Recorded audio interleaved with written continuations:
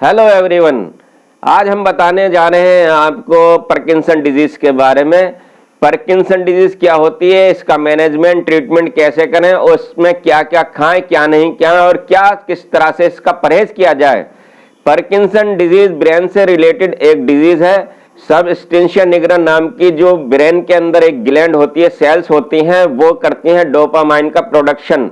Dopamine एक neurotransmitter का best work काम करता है, यानी डोपामाइन जो है एक बेस्ट न्यूरोट्रांसमीटर है।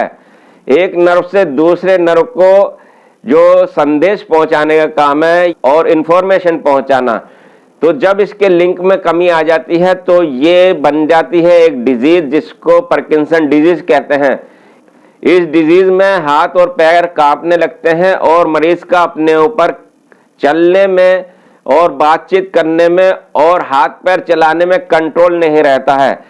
मरीज का इसमें बैलेंस नहीं बन पाता है और हाथ और पैरों की नसें, उनके अंदर जो इंफॉर्मेशन की ट्रांसमिशन है तो वो कम हो जाती है, जिसकी वजह से हाथ और पैर कांपने लगते हैं।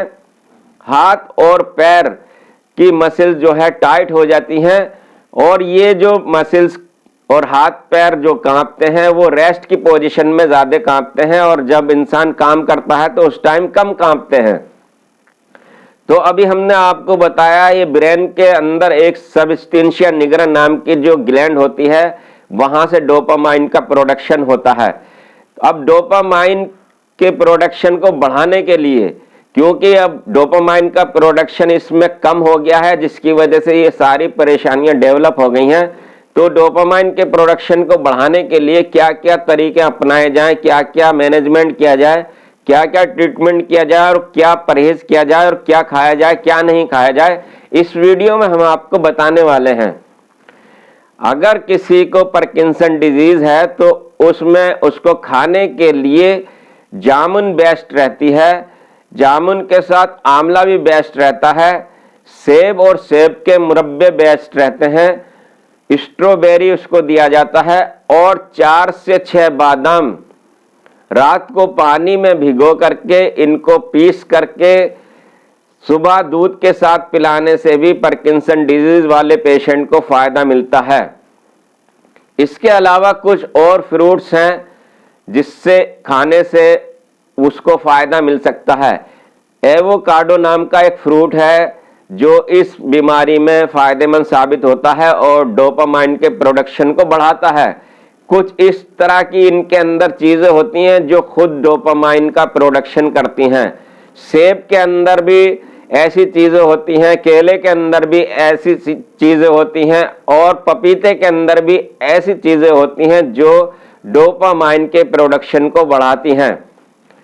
इसके अलावा खाने पीने में ऐसे मरीज को जो पार्किंसन डिजीज के पेशेंट हैं उनको जो अंडा, मछली, मटन और चिकन इनको खाने को देने से भी और इनके सूप वगैरह देने से भी, मटन और चिकन के सूप देने से भी ऐसी बीमारी में जो पार्किंसन की डिजीज है, हाथ पैर कांपते हैं, उस बीमारी में ऐसे मरीज को फायदा मिलता है। खाने के लिए परहेज वाली चीजें ऐसे मरीज को नहीं देनी चाहिए जिससे उसको कब्ज हो, क्योंकि इस कंडीशन में ऐसे पेशेंट को कॉन्स्टिपेशन की शिकायत रहती है, क्योंकि उसकी बाउल मूवमेंट्स जो हैं कम हो जाती हैं, उसकी इंटेस्टाइन की मूवमेंट्स, जो हाथों की हरकतें हैं, मूवमेंट्स हैं, वो भी कम हो जाती हैं। तो ऐसे मरीज को कॉन्स्टिपेशन बनने की शिकायत रहती है। तो ऐसे मरीज को राजमा और उड़द, मैदा और मैदा से बनी हुई चीजें भी नहीं देनी चाहिए। तो और भी इसके अलावा कुछ और चीजें दे सकते हैं ऐसे पेशेंट को, जैसे अनार का जूस, मौसमी का जूस, संतरे का जूस। ये भी पार्किंसन डिजीज वाले पेशेंट को फायदा पहुंचा सकते हैं, क्योंकि इसका अभी तक कोई ऐसा परमानेंट ट्रीटमेंट नहीं है। एलोपैथिक में भी इसका परमानेंट ट्रीटमेंट नहीं है, लॉन्ग टर्म ट्रीटमेंट है, लंबा ट्रीटमेंट चलता रहता है। इसलिए इसमें इसके साथ साथ जो है पेशेंट की एक्सरसाइज बहुत जरूरी है। 15 से 20 मिनट तक एक्सरसाइज करने से डोपामाइन का ब्रेन के अंदर जो सबस्टेंशिया निग्रा सेल्स हैं वो डोपामाइन का प्रोडक्शन बढ़ाती हैं। तो 15 से 20 मिनट तक एक्सरसाइज करना, वॉकिंग करना ऐसे पेशेंट के लिए बेस्ट रहता है और डोपामाइन का प्रोडक्शन होने में उसको हेल्प मिलती है। तो एक्सरसाइज भी जरूर करें। और ऐसे पेशेंट को ठंडे पानी से नहीं नहलाना है, उसको ठंडे पानी से जो है बचाना है। गर्म पानी, गुनगुने पानी से उसको नहाना चाहिए और सेंधा नमक डाल करके गुनगुने पानी में उसके हाथ और पैरों के ऊपर टकोर करनी चाहिए। इसे टकोर बोलते हैं।